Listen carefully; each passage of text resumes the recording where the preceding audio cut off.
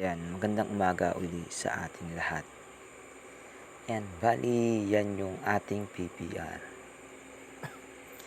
Ayan, ituturo ko sa inyo kung bakit ito yung pinakamagandang gamitin sa water supply. Ayan, una ito yung ating gate valve. Ang gate valve ang siyang magiging support na lock kung sakaling magkalikman sa ating mga linyang tubig. Tatandaan nyo may mga sukat yan. Iba't ibang klase yung ating gate valve. Ayan. Yan naman yung ating T. PPRT. Number 1 half po yan. Yan yung ating ginagamit na mga connector kung tatlo o dalawa yung ating paglilinyahan. Ito naman yung ating PPR coupling with thread. Yan po ay male. Ayan, nakalitaw po yung kanyang thread. May isa pong klase pa yan. Yun naman yung female. Ayan. Ito naman yung coupling na siyang magdudugtong sa ating mga PPR. Ayan.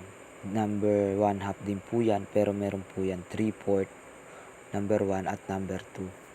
At meron din po yan 1 and 1 half. Ayan. Ito naman yung ating coupling by 3/4. Ayan. Ayan. Tingnan nyo. Ginagamit ko yan kung galing ako sa mga supply and then iko-connecta ko naman yan o iko-coupling sa ating mga 3/4. Ayan. Ito naman yung number 1 nating coupling. Sabi ko nga, iba-ibang sukat yung ating mga fittings pagdating sa water supply.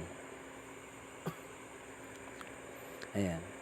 Ito naman yung ating 90 degrees PPR o yung tinatawag nating PPR elbow. Ayan. Madali lang po yang gamitin. Kung alam na natin bilang plumber na itong pinakamadaling way sa pagkokonekta ng PPR. Ayan, ito naman po yung ating reducer. PPR reducer, meron po yan 1 by 3/4 at yan naman po ay 3/4 by 1 half o 1 half by 3/4. Yan po yung ating reducer. Ito naman yung ating 1 half by 3/4. Yung malaki ay 1 at yung maliit naman ay 3/4. Yan.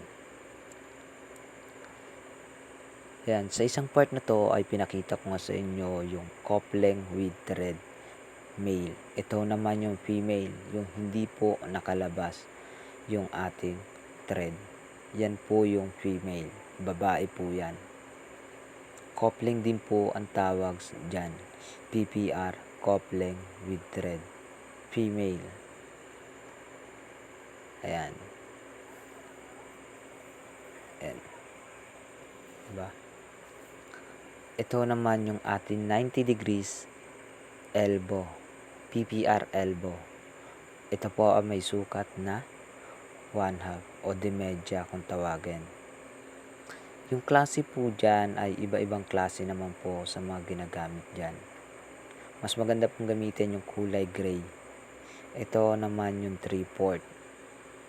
PPR elbow o 90 degrees PPR elbow. Ayan.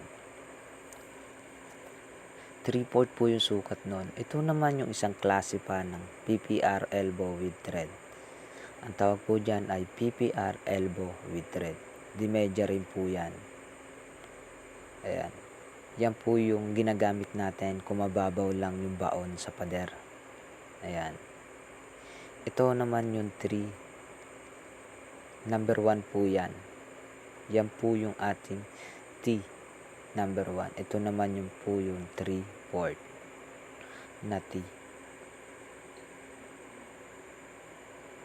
Maganda, marami pong purpose yung number T na yan. Yung T na yon. Ito naman yung ating number 1. Ayan. PPR number 1 po yun. At katabi niya po ay 3/4. Yan, 3/4 po yan. May sukat po yan na 4 meters o 400 centimeter. Kung nagtatanong kayo, ang sukat po niyan ay 4 meters para hindi na po kayo malito. Ayan naman po yung ating dimedya o 1/2. Pare-parehas lang po yung sukat ng ating PPR. Number 4 po. Yun lang. Salamat.